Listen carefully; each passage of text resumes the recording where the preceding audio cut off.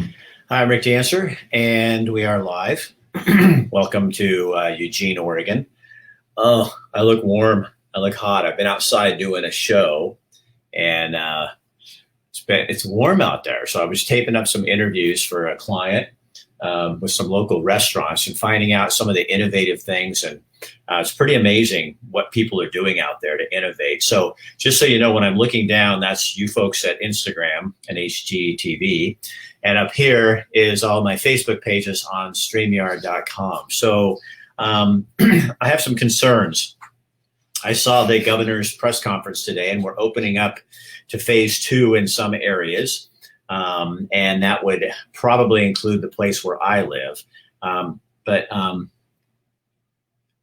I think that there is what I'm hearing about some of the rules that are going on kind of make me a little bit concerned. I understand that the travel ban for like 100-mile radius from where you live is still going to be on, and apparently is going to be on until this thing is like, till there's a vaccine. And that could be 6 months to a year. And also large groups. I heard the governor say today that we may be able to extend the groups from 50. Right now it's 25 or greater. It's going to be up to 50, maybe 250 in certain areas, in certain ways. And, you know, that's interesting. What I found really interesting, I am a reporter by trade, is what I used to do. And I didn't hear one person ask the question. I'm on an Oregon Live feed, and I saw on this feed a lot of people in the public asking the question. And I'm trying to be good, and I'm trying to be nice, but I can't not ask questions. I live here. And so my question would have been to the governor. I would phrase the question something like this. So why is it that we can only have 250 people in a group meeting together, and yet you're not doing anything to stop what could be a potentially dangerous situation when you have thousands out there in different protests and stuff? And I think the protest should be okay to happen, a protest. But I guess it's just interesting to me as a reporter, that how does that not endanger people, and yet groups of 250 is still a danger? And nobody asked that question. My concern is that I hope my daughter will ever get her senior year of high school at Staten High. Probably not going to happen. Hey, Rick, not sure why business should limit outdoor gatherings while large protests. Stephen, that is the question that I had. That's the question nobody asked. And you see that. Nobody asked that question today of the governor. But a bunch of reporters were in the room, and nobody. I know it's a touchy subject, Justin, and I know that. And hey, Dana, I'm not. I have been holding off on doing this because, but it bothers me. So why don't I live in a place, in a country where I can still ask a question and say, this sounds like a double standard to me? And I think they should be able to protest in groups of 1,000 or whatever. But I also think people should be able to get back together in groups larger than 250.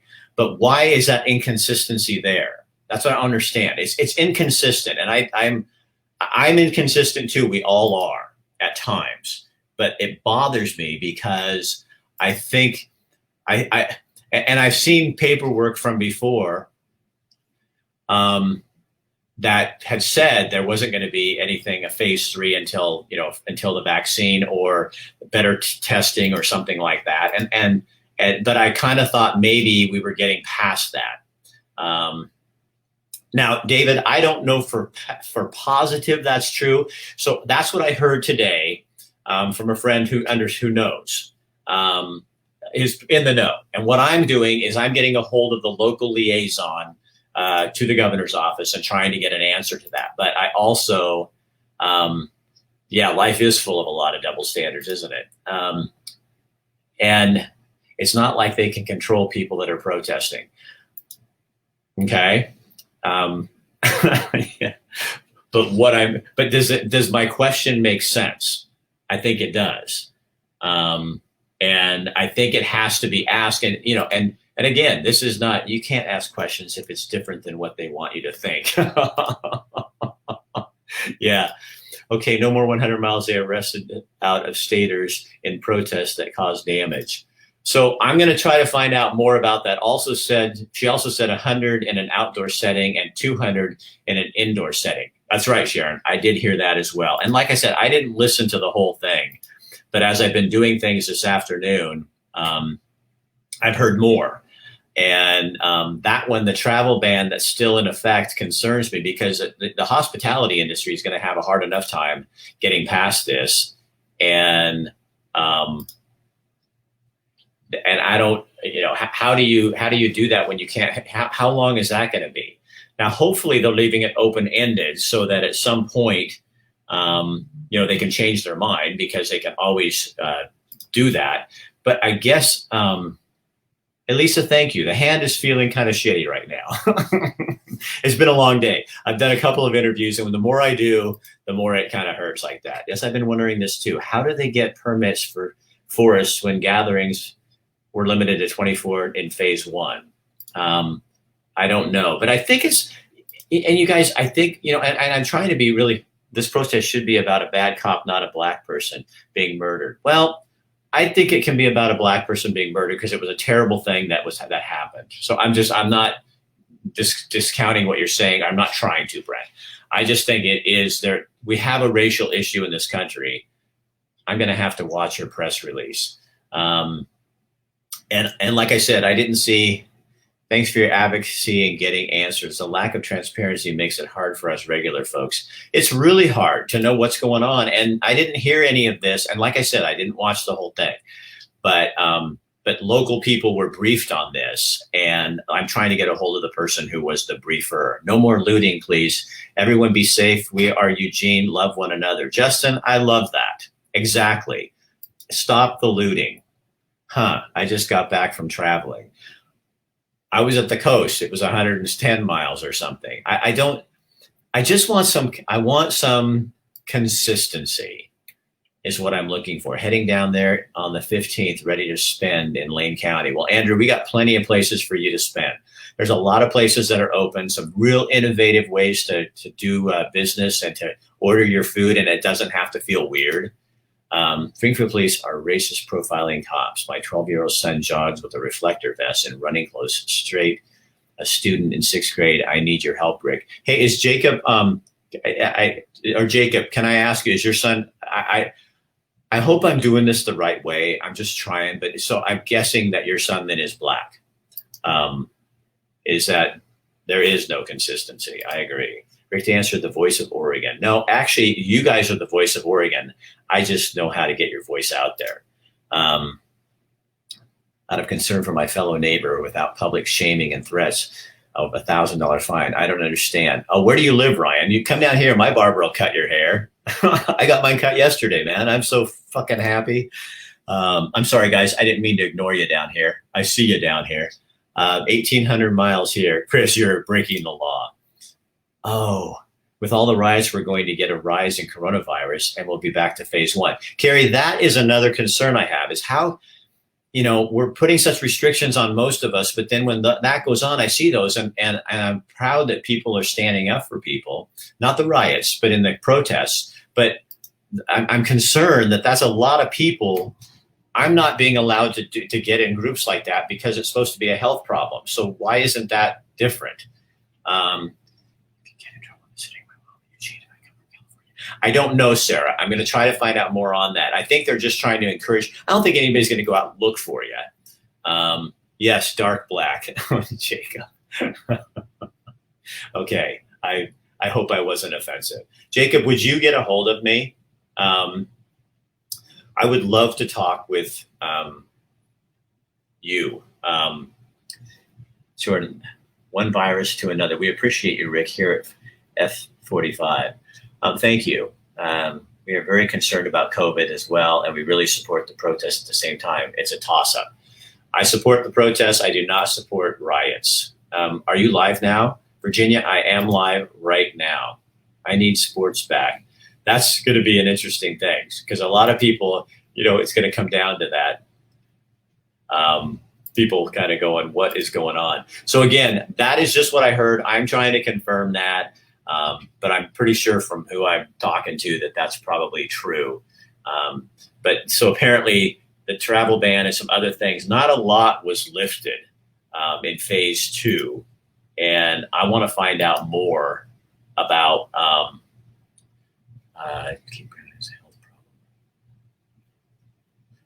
I want to find, I'm sorry, I'm trying to read. I've got people talking on 2 different pages here. So Jacob, I got to go find Jacob. I don't want to lose him. Where Jacob Williams. Okay, Jacob, buddy. Hey, Jacob, you know what? I want you to get a hold of me at my email. Can you write it down? Can I give you it? And I don't care if anybody gets it. It's not a big deal to me. Let me just put it on here, rick@rickdancer.com. Okay, so get a hold of me. And let's see, I want to chat with you a little bit and find out more because I'm obviously a white guy and this is an issue of racism and it impacts my life. It impacts me. I want it to impact me, but I need to understand better because I am not you. And I think it's really easy for people that are white to think and speak for people who are black. And we shouldn't be because we don't know.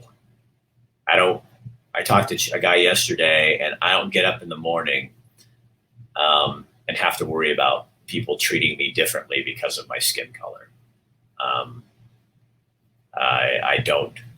So I can sympathize, but I would be an arrogant bastard if I said that I can empathize with you because I am not. Oh, Eric, you want to know my take on a national issue? Oh, don't do this to me. Sterling Williams, Coos has their opening day for Farmers Market today. Okay. Been watching you since KZI days, and you also come to Mount Vernon Elementary twice with my daughters. I always go to Mount Vernon. I am white in a biracial relationship. Okay, so I'm white. So Jacob, you're white, and your partner is African American. You're in a marriage. You better say that, or she's going to get you. You're welcome.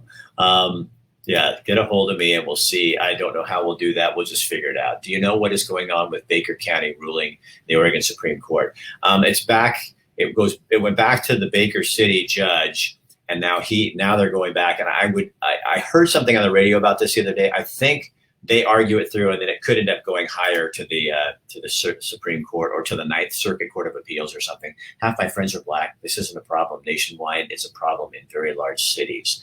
Well, Jason, I got friends in this town or people in this town who would say something different. And I never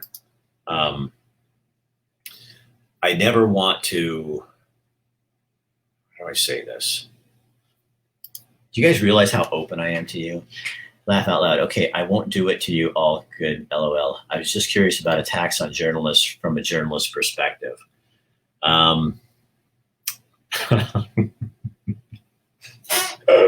You're just goading me, aren't you? Eric wants to know when there's journalists are attacked, what I think of that.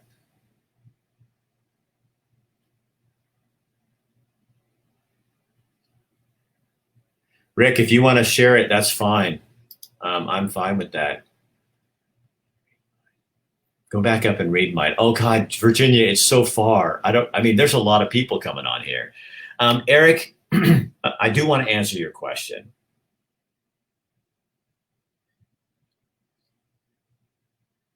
I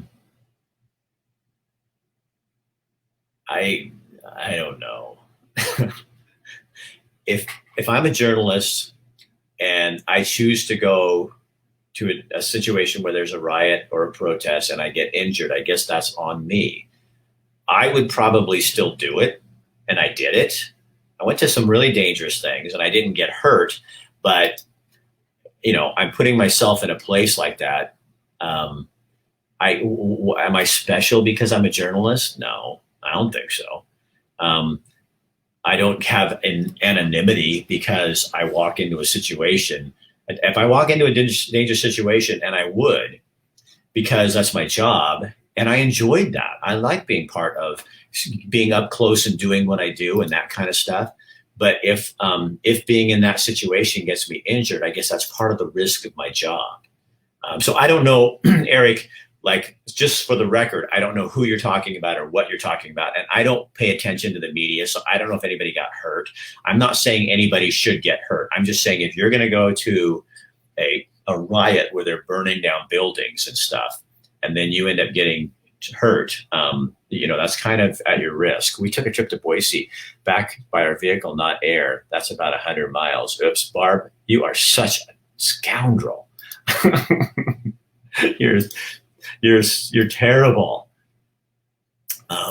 Is that a journalist's job? It was if I had an assignment, if I was working and I had an assignment to go cover the riot, then I think that's my job.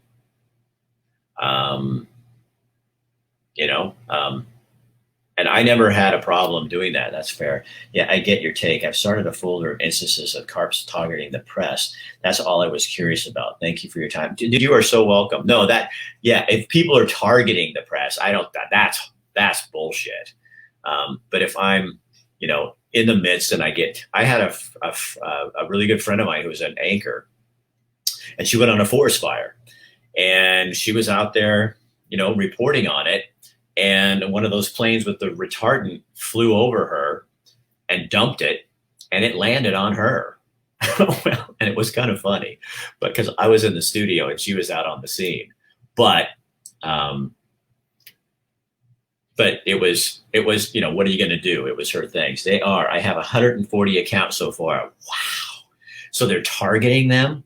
I don't think that's right at all. So thank you for clarifying that, Eric, so I can, comment. Yeah, no, that's, oh, no, that's bad. I think that's bad.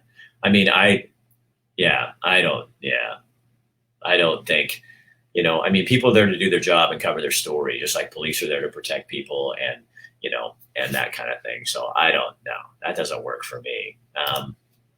Things are justified, but these actions are not. Karma always collects the debt owed regardless of justification. 3 years into prison sentence won't carry the feelings that were there when the decision to break character was made. I love my community and don't want to see more suffering than what Floyd's murder brought in itself.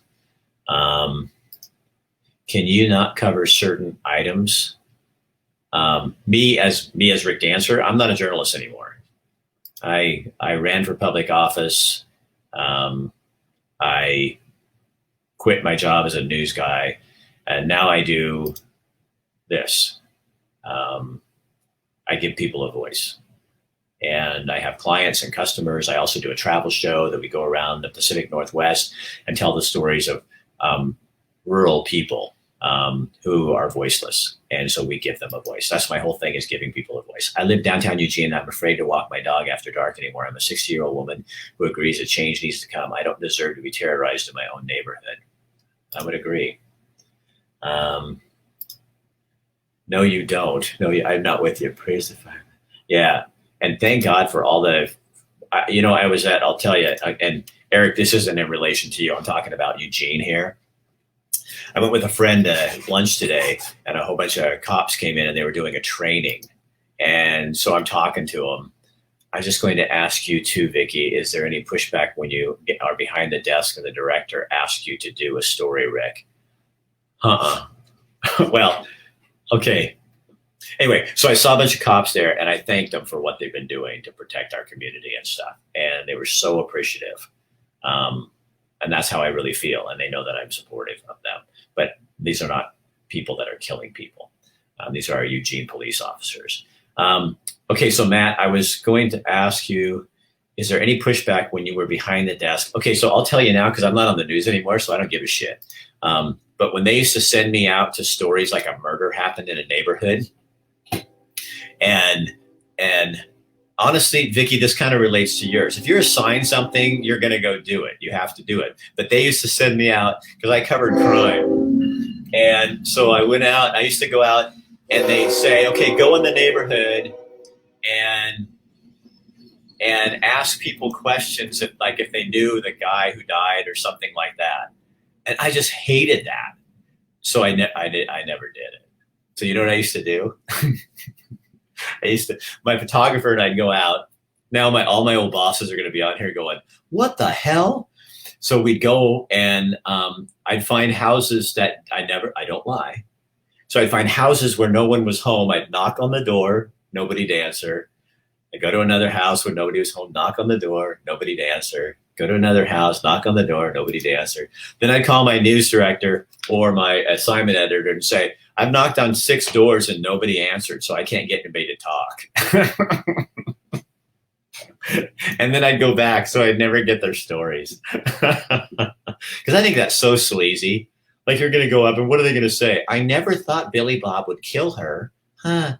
I never thought he was a killer. Well, whoever thinks your neighbor's a killer, and if you say, well, I thought Billy Bob was probably a killer, then maybe you need to go to have some mental health counseling. Is there still protesting and rioting? It hasn't been like last night. It was real calm, and they've been really peaceful. I think what I saw in the paper, or not, I don't read the paper, but I saw something online where people were being good about stuff. There were drones and the ability to be a little more removed than back in the day. Oh, back in the day, we'd have to knock on doors. I'm sorry, guys. I feel bad. I'm not even looking down here at you.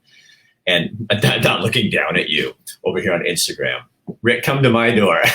Yeah, Joe, screw you. I'll knock on your door. Yeah, I'm sure they're happy to hear that, huh? I think a counter protest today or tomorrow. Here in Eugene, is that what Eric, are you from here? I need to meet you. That's smart. You use the word that most people think of news people these days as sleazy. And I will not, I'm not perfect. I did my share of mistakes, and especially when I was early on. Do you recommend taking part in the protest and have members of our fitness community take part, or stay neutral on the subject and not take part? You know what, fitness person, I think people should do what they feel is right for them. Now, if it's about rioting, just get the hell out of my town. I don't want you. If you're rioting, you're vandalizing innocent people's property, and that just sucks. I mean, I think it's the chintziest, cheapest thing when you're destroying other people's property to make your point. I don't agree with it at all. And I know some people are going to go, well, we have to do it to get people to listen. I don't agree. But that's my personal thing. I do not like vandalism at all. And so but in terms of protesting, we have to do something to heal the racial divide in this country. It's not fake. It's not, I mean, you and I as white people may feel like, well, I'm not racist. This isn't racist, but you don't know because we're white. I mean, how can we know? We don't know what it's like to get up in the morning and from as being a little kid, being told you have to be careful.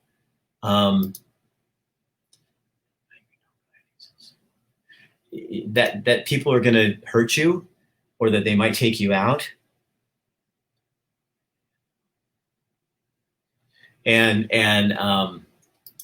So I don't live with that, and probably, and if you're white, you probably don't live with that either. So who am I to say that this isn't happening? I can't say that. I have to believe my Black brothers and sisters and support them in any way that I can. And that doesn't go against not what I believe. How would you word that? I am not going to go out and destroy other people's property for anything. I mean, Nobody. Um, I'm just not. But I can stand. And yesterday I had this guy on Chad. And what can, maybe it's like, what can each one of us do in our own circle of people? And what I heard yesterday from the guys talking, Chad, and I've been trying to remember this all day. You know, the least thing I can do, that's also a huge thing that I can do, just frickin' listen. Instead of making your opinion known, maybe it doesn't matter. And this is a time when we, as the white culture, just silence ourselves a little bit and listen to what is really being said. Because maybe, when one of us comes in and says, well, it's not like that. I don't have a prejudiced bone in my body. Shh, listen to what people are saying, because maybe there's more going on than we have the ability to know. It was a absolutely May Ladybug. I've had so many comments on that, people sending it to their children. That this show we had, if you guys haven't seen it, on my Facebook page and on Instagram, with Chad, an African-American gentleman who came on, and he let me just ask really tough questions. And he was really kind, and he answered me, and he was respectful. And I love him. He's a wonderful man. Maybe people writing are sick of the Trump agenda, and it really doesn't have that much to do with BLM. Yeah, and it's not, I guess, yeah, who knows? I don't know. I don't know. They are terrifying. No one should ever confront them unarmed for their own safety. Yeah, and I think the worst what we can do is, that's awesome, Ladybug. I really think Chad was a wealth of knowledge yesterday. And I think if we just listen, I don't mean just, I mean, like F45, you guys, if you want to go and join in a protest, a peaceful protest, then by all means, I just think, what I would do if I had a staff of people, I'd say, you go do what you feel is the best thing for you to do. And then also give people who don't feel comfortable with that the ability to not do that. We're losing.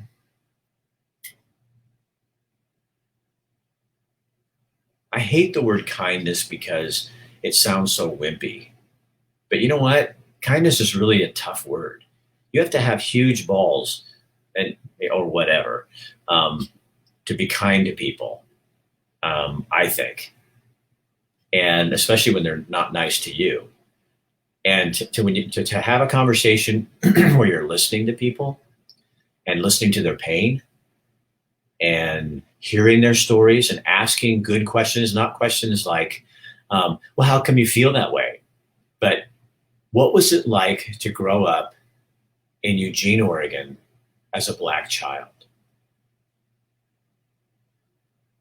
How did you feel as a Black man when you walked into a store and all the white women in the store held their purses tighter? What did that feel like?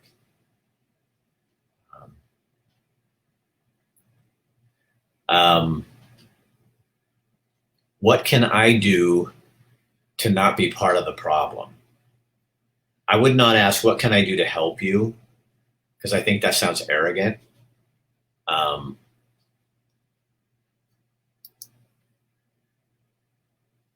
Patty is asking, do you personally believe in the so-called Antifa group? I do, because I was a reporter. I saw what they did here several years ago and burning up a bunch of cars and stuff. So yeah, no.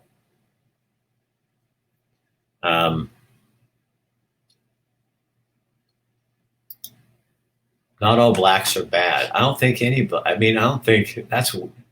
sorry, Belinda, I am not picking on you, but not all people are bad.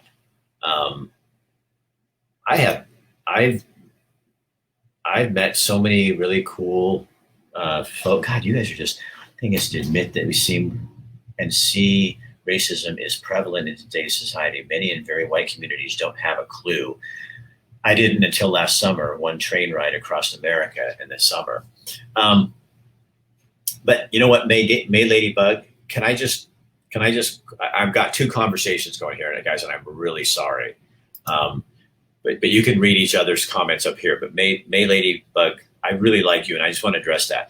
I think a better way to put that, I'm really into words and wordsmithing and how things go, because how people respond.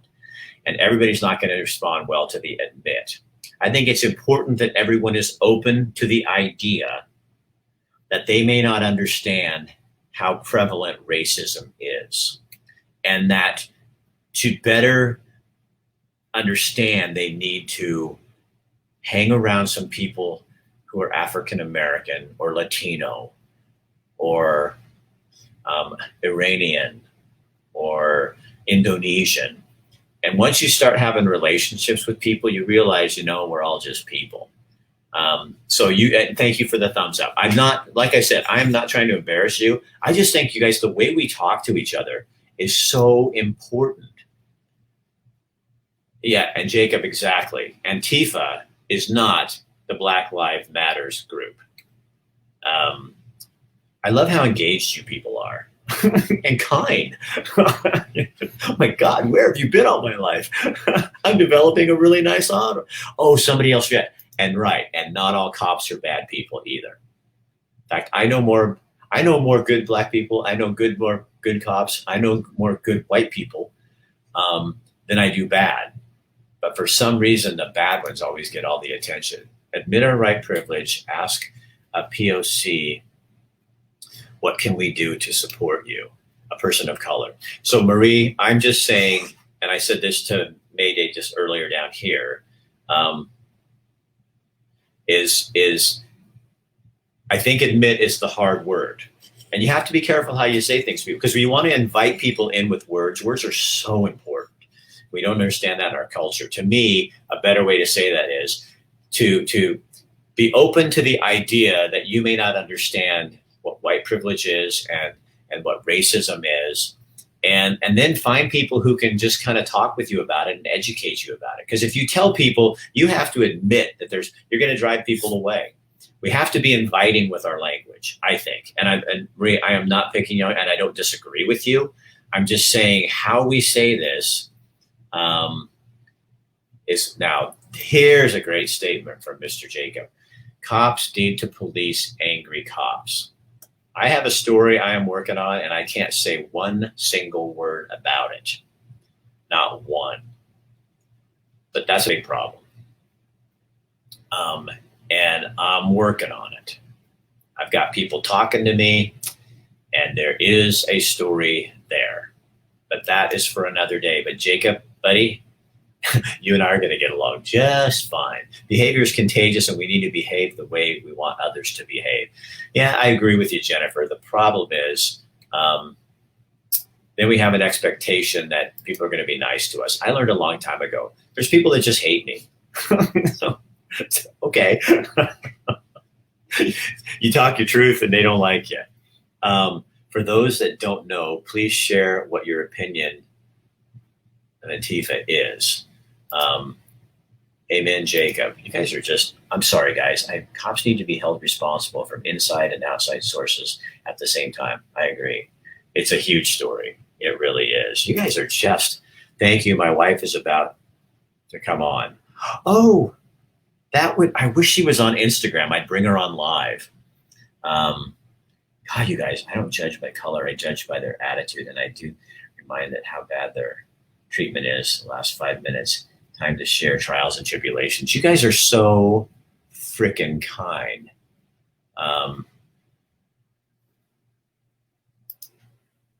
And Gina in the South. I think it's hard for cops to police other cops. There needs to be an impartial third party that looks over complaints. Yeah, I can't say anything, but there's more than that, Eric. If I hadn't had a conversation yesterday, I'd say that too. Have you watched Just Mercy, Greg? No, but I did write it down, and I will see what that is. Eric Ray Brazil. That's a hell of a name, dude. Okay, so who haven't I? You lost me on Instagram. Love towards humanity. We need to fix the problem. How do you do that? Qualify immunity needs to go away. Qualified immunity. I think Raymond's talking about our other topic. Abraham Valdez, I think it's important to stop painting with such broad strokes. People are individuals. We should never be categorized per our skin. It's our experience that makes us who we are, good or evil. Abraham, I agree. But it happens. And yeah, can I tell you an interesting story? And I hope that you guys won't judge me for this. My cousin, Casey Brazil. Yeah, they're one of my clients. Love those guys. In fact, they're on tomorrow night on our show at home. So let me tell you a really quick story. So my kids were growing up. My oldest son was growing up, and we were looking for a babysitter. And so my babysitter, Bill was black, and Billy is black. He's still black. He wasn't. He still is. And Shannon is white. And so their kids are, mixed race. And we take Jake. He's a little kid, like 4 or something, and we take him over, and he's being babysat by these folks. They're friends. They're people we meet. They later, over the years, have become really good friends at the time. But so we're driving home, and Jake has gone in and done this thing. And so we said, so I'm trying to be a good dad, and I'm trying to explain to him that Bill is black, because I thought that would be an open conversation to have with my child. So Jake's 4, and he's really super smart. He still is. And I said, Jake, now Bill is black. And Jake goes, no, he's not. He's brown. And I'm like, but he's, African American. And so they call that a black person. He goes, well, why would they do that? That's stupid. He's brown. And I'm like, well, but Jake, he is a black man, and that's what we call him. So I just want you to understand that's who he is. And Jake goes, no, he's not. He's a brown person. And so then I looked at my son and I said, Jacob, why don't we just pretend we never had this conversation? And I thought, oh my God, Rick, you were trying to define people by their color. Why do we do that? And I do it because I'm calling people members of the black community. But what if we're just members of the human race? What would that be? Can we be that? Because as you guys start checking your ancestry, don't you find that you have all kinds of Irish and maybe African American, maybe you have Jewish, all kinds of bloodlines in there. And I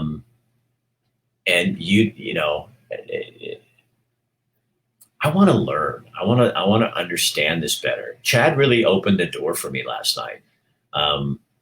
And I think racism is a top behavior. Naturally, people just see everyone as people. Yeah, I agree with you. When I went to Guatemala, I have never seen more racist people. I would call it, it's racist, but it's classist too. The Guatemalan people despised the Mayans. The Mayans were a shorter people, and they were nasty about it. They'd say, oh, those people, they could be better if they just tried. They're horrible people. And I'm sitting here going, because to me, I'm a white guy. I'm in their town.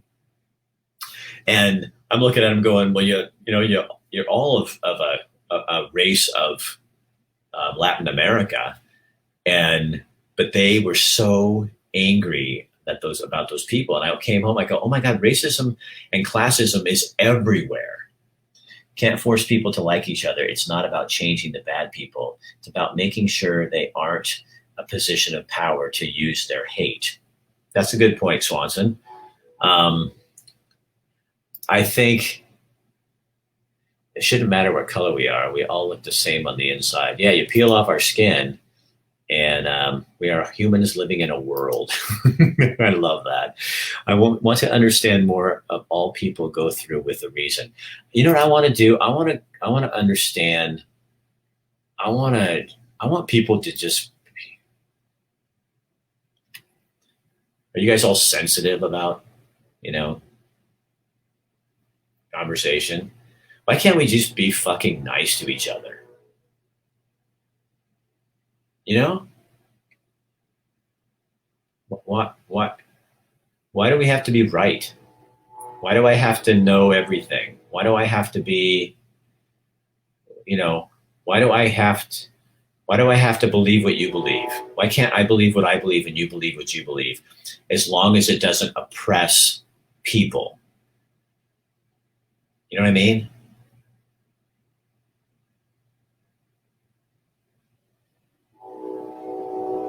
Why can't we just be nice to each other? I'm tired of I'm tired of living in a world um, that's afraid and that has people that are my new slogan: "Be fucking nice." Now I'm gonna have to mark this on YouTube as not friendly to children. So wouldn't it be fun to know what other people think, just like who they are and what they do? Maybe that's just how I am. I'm learning that I'm just like one fucking odd dude. I love people's stories. I love to hear how they get to their decisions, how they are the way that they are.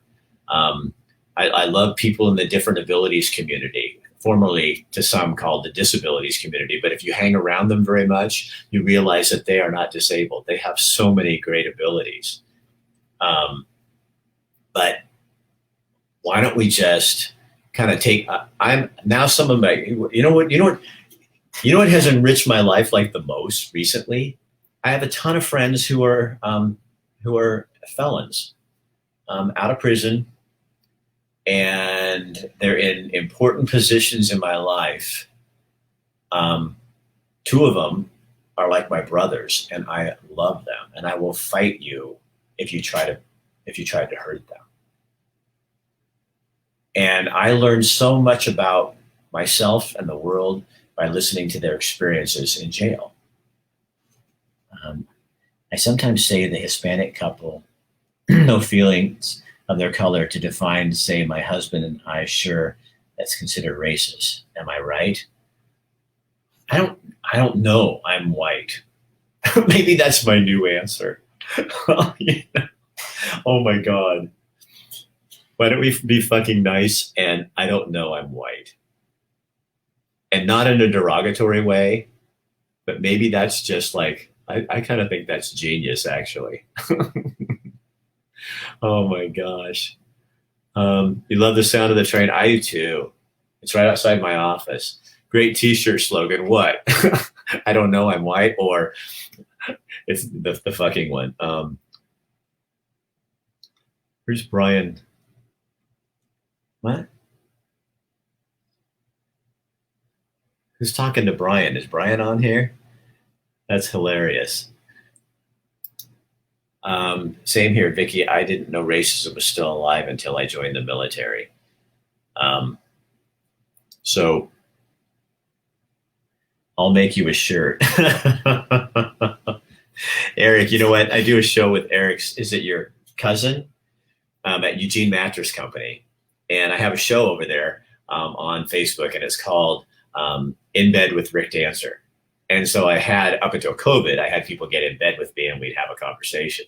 So I wanted to have t-shirts made up, and my wife said, no way. And it could say like, I went to bed with Rick Dancer. Yeah, I thought it would be kind of funny. Red and yellow, black and white, we are all precious innocent. Different cultural backgrounds, yeah. Because none of us is the same. I think that my grandfather was chief dispatcher there. Railroad noise is the bomb. I got some great slogans if you need some. Oh, I'm sure, Ashbury, you scare the hell out of me. I don't trust you. I know you. Okay, so let's wrap this up. So what have we kind of learned here today? That there's a whole bunch of frickin' people like you and me, and we're open to caring, right?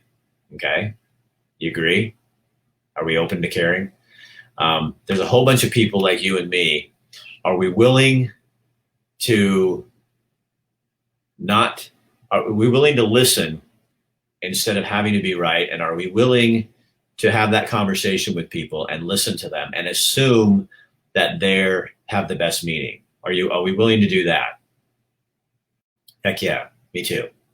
Are we willing to put aside the bullshit kindness and really to find out what it means? Like, what is true kindness? But not sure if I understand enough to take part. I am white and don't know what someone of color has gone through. Any thoughts? You know what, Jacob, what I would do? I mean, and this is just my suggestion. Why don't you educate yourself first? And I don't mean that in a snotty way. That might sound kind of bitchy. Like I don't know. I didn't mean. I think. Why don't you? There's people on here, I'm sure, who know folks in our community who are of color, and it doesn't have to just necessarily be a black person. You can get Latinos, Hispanics. Go find people. I got a couple guys at my gym. You know what? If you're really open and kind and say, do you have time to tell me what it's like to be black in our community? I really would like to know. And then, because I think if you just show up to a protest, then it's I don't know. That this is just me. I like to know what I'm doing before I go do something. And I think it would be really advantageous to go find out their stories before you go to something like that. And just to be there. And that's my opinion. Does not necessarily, what the hell do I know? I'm Rick Dancer. But I like to know what I'm doing. And I certainly don't want to just show up at something when I don't know who's behind it or who's doing it. And honestly, and again, I don't want anybody to take this like I'm anti-protesting, okay? I'm not a big protester because I had to cover them. And it was always the same people at every protest, whether it was garbage collecting or play paper bags or whatever. So I don't have a lot of faith in the protest. You know what I have faith in? Human one-on-one interaction relationship. If you want to learn about racism, you find people who can have a relationship with you, a friendship, and have a deep conversation. And that's how you're going to find out about racism. And then you'll also find out about how you can change or help them or how they'll help you. And that's how you do it. And I'm not saying protests are wrong. I am not saying that. I just don't like them because that's just me. It's a Rick Dancer thing. Okay. But the other Rick Dancer thing, what I replaced my protest with, how I protest bullshit is I go find out who the people who are being bullshit on, how they're feeling. And that's how you protest. How do you go against the grain? You go against the grain by loving people. You go against the grain by being kind. You go against the grain by stepping out, taking a risk, listening, shutting your fucking mouth, letting somebody else talk, let them have the seat. You don't think about the next thing you're going to say. You just sit and listen to them. And you want to be radical? That's how you be radical. That's radical to our community. I will always go against the grain. And if I've been a Democrat, a Republican, an independent, and now I'm nothing. I got you going again. You said, let me wrap it up. I know, Jacob, it's your total fault. You are a problem. and you can see that I'm really having a hard time resisting. Yeah, seeing people as people. And don't be afraid. And yeah, so there's Jacob's wife. Jacob has a kid.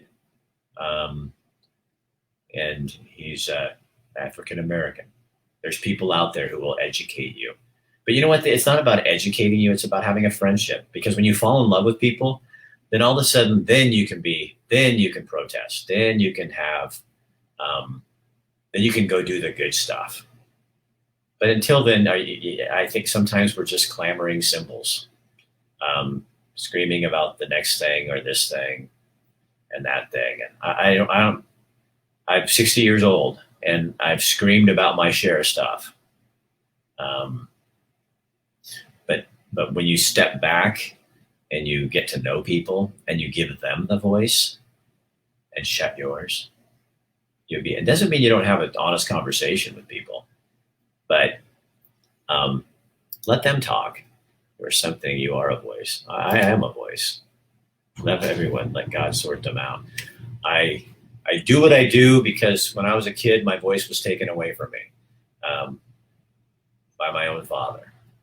Not meaning to, but I never had a voice. And I've spent my life giving people their voice, using my platform so people can have a conversation. Because I'm an ideological guy. I'm an idealist. I'm stupid. And I honestly do believe that through relationship, you can change the world. But it may not look like you think. Have skin in the game, as the saying goes. Jamie, that's funny. Oh, yeah. And have skin no matter what color it is in the game. That's what we need to do. That would be a t-shirt. Oh, where's my man? My t-shirt man. I don't know where you went, but anyway. All right, you guys, share it if you want. Thanks for giving me hope. You know, yeah. I now know why 8 felt your sprint when I was in your presence by what you said about your father. Yeah. Yeah. He was a good man. He just didn't see me. And that's okay. Because sometimes in people's dysfunction, they create us to be the people that we're supposed to be. So it doesn't excuse it, and it doesn't say it was right, and it doesn't say that he couldn't have done better. But the dysfunction there is what made me the guy that I am today. And I have to thank him for that because I don't want to be anybody else. I love my life. It's not perfect. I'm fucked up. I've been to counseling a lot. But I do love people. So you guys have a good night. Take this and please don't just make it a feel-good thing where you go, oh, that felt good. I'm so glad.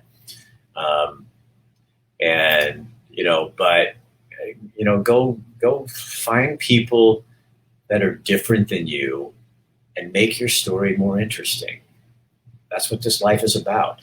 You can have a boring story that's very comfortable and is going to live out the way that you have planned, or you could put a little zest in it by meeting people that you never thought that you would meet again. And that's how you make a really good story. All right. I can say this in all honesty, okay? Kind of corny, but I love you guys. This is awesome. I really appreciate you.